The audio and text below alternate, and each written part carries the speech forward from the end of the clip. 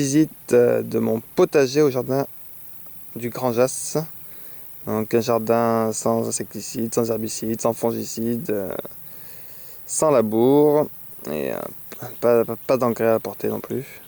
Voilà, j'utilise uniquement l'herbe comme fertilisant et la paille pour protéger le sol pour ne pas avoir à arroser trop fréquemment. Donc tout ici est paillé. Hein. Donc la terre, là on est en août et la terre en dessous est toujours humide. Voilà, j'ai pas arrosé depuis au moins 3 semaines. Un ricin, le ricin sert à éloigner les campagnols.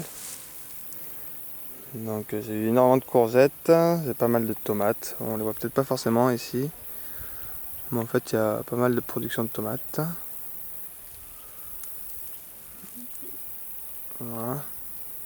Les hippomées servent en fait à tutorer les tomates. Ici on voit qu'il y a un grillage à l'arrière et les hippomées sont les fleurs violettes que vous voyez. Sont les plantes grimpantes et en fait en grimpant elles accrochent les tomates à leur tuteur. Donc ici c'est sur du grillage, mais juste derrière elles grimpent et elles accrochent la tomate sur les tuteurs. Bon, quand elles font pas leur travail, je mets aussi des petits bouts de ficelle, mais en général elles font un bon boulot quoi. Là on voit que derrière il y a un pommier, il y a du maïs. Ce maïs là il fait au moins 2,50 m pour l'instant et il n'a pas encore commencé à faire sa fleur, donc il va faire je pense dans les 3 mètres. Là on a un noyer, pareil des hippomées derrière qui grimpent sur un tuteur et au pied du tuteur il y a des tomates. Juste ici il y a un petit olivier des bohèmes, c'est un petit arbre qui fixe l'azote et qui atteint facilement 5-6 mètres et qui produit des petits fruits sucrés comestibles.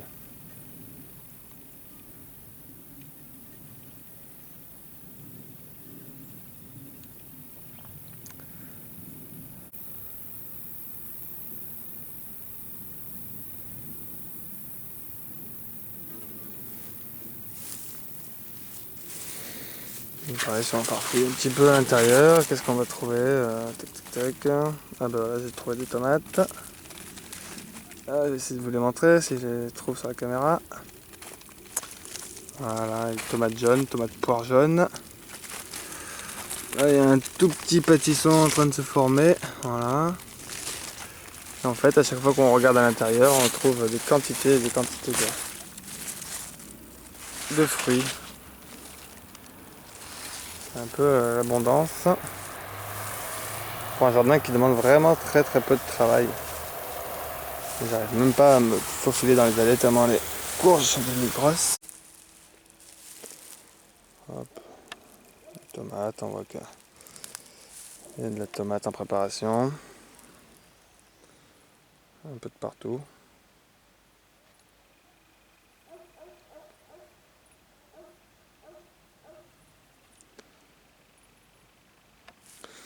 Donc j'hésite pas moi à mélanger les plantes potagères avec les arbres fruitiers.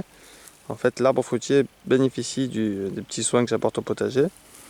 Et le potager bénéficie de la légère ombre de l'arbre fruitier. Voilà, quand l'arbre sera devenu trop gros, le potager sera déménagé.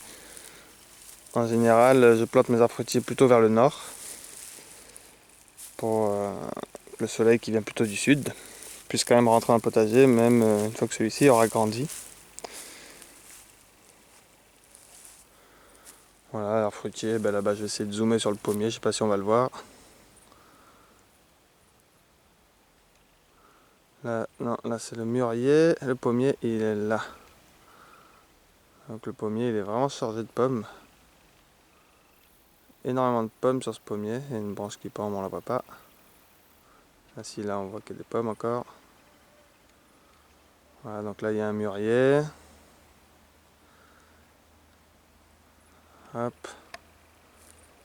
Si je tourne, on voit ma serre au fond, encore des arbres fruitiers, un plaque minier, un cognacier, un prunier, encore quelques courges ici.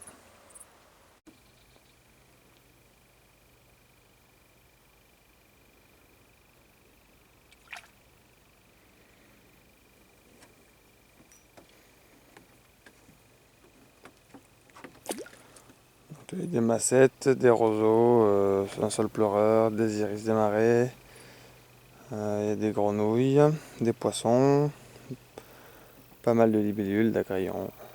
Beaucoup de biodiversité ici. Des serpents, des couleuvres.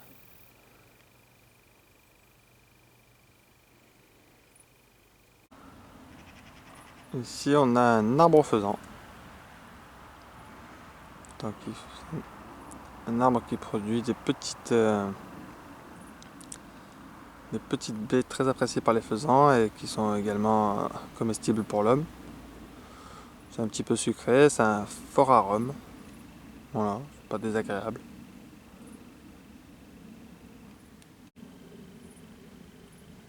D'un côté, on a de la sauge par ici.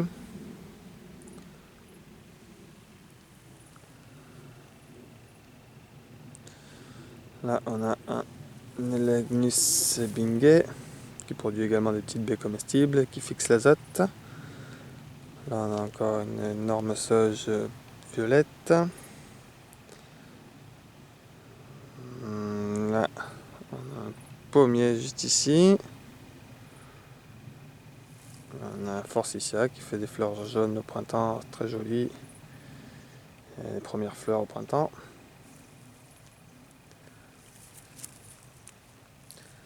Là, un petit parterre de consoude. Ici encore un Elaeagnus avec un noyer juste derrière et un cerisier derrière le noyer. Par là-bas on a un prunier. Hop, prunier encore. Un prunier et derrière le prunier, je vais essayer de le zoomer. Là on a un cognacier.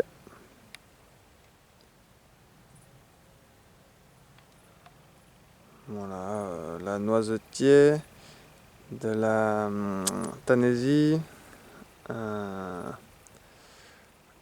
Ce sont des tournesols. Tournesol, un pommier. Pomme là, derrière le pommier, c'est un mûrier. De la lavande. Ici, un abricotier.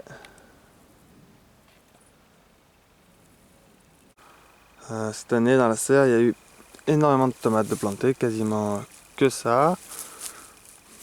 Enfin, quand je dis que ça, en fait, il y a des tomates, il y a quand même...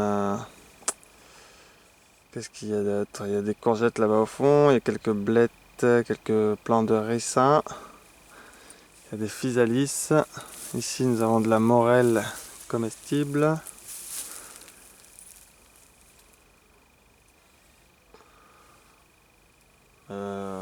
Ouais, surtout de la tomate quand même. Là, on voit du cosmos en fleurs.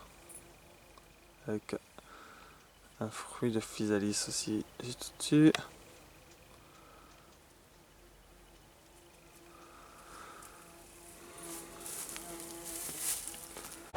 Voilà, ici une petite ombrière qu'on a installée au centre du jardin.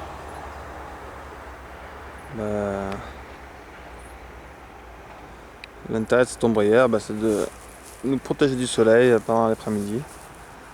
Donc côté sud, on a fait descendre des canis, sud légèrement sud-ouest, et bien sûr sur le dessus. Et côté nord, on a juste fait grimper quelques hippomées. Et puis voilà quoi.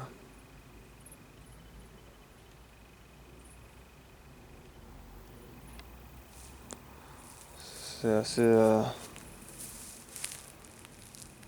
c'est trop pratique et puis c'est assez sympa.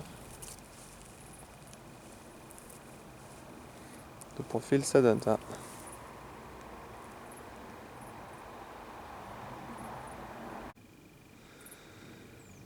Voilà, là nous sommes devant une butte que nous avons réalisée il y a quelques semaines. Donc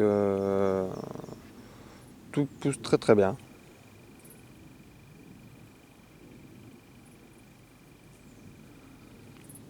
Donc c'est une butte dans laquelle nous avons mis d'abord de la paille. En fait, on a mis ça sur du sol qu'on n'a pas du tout travaillé, hein, du sol plein de chiens-dents qu'on n'a pas du tout travaillé. On a posé au moins 10 cm de paille sur ce chien-dent, pardon. Par-dessus la paille, nous avons positionné du bois très ancien, bien pourri et très léger. Donc ce bois nous servira, la paille empêche les chênes de pousser, le bois nous sert surtout de réserve d'eau. Sur ce bois, nous avons installé de la tonte, en fait de la tonte d'herbe. La tonte d'herbe sert à aider à la décomposition du bois, en fait, parce que le bois qui est du carbone, pour se décomposer, a besoin d'azote, et l'herbe c'est de l'azote en fait. Et en fait ça permet donc au bois de bien se décomposer et de ne pas consommer l'azote de la terre, ce qui pourrait provoquer une fin d'azote pour les plantes. Donc sur le bois donc, de l'herbe, et au-dessus de l'herbe, on a installé un compost, au moins 15 cm de compost. Par-dessus ce compost, on a mis de la paille. Et puis on a planté, voilà. Ça a été planté il y a quelques semaines et tout le monde va bien, ça a même bien pris en quelques semaines. Voilà, derrière il y a d'autres buts qu'on a fait un petit peu avant. Voilà, ici on est sur des buts assez larges, qui font maintenant 1,40 m de large, uniquement avec de la terre. Il n'y a pas eu de matière organique apportée. Donc c'est uniquement la terre des tranchées que j'ai apporté sur le dessus de la butte. Et puis un paillage. Donc ces buttes me servent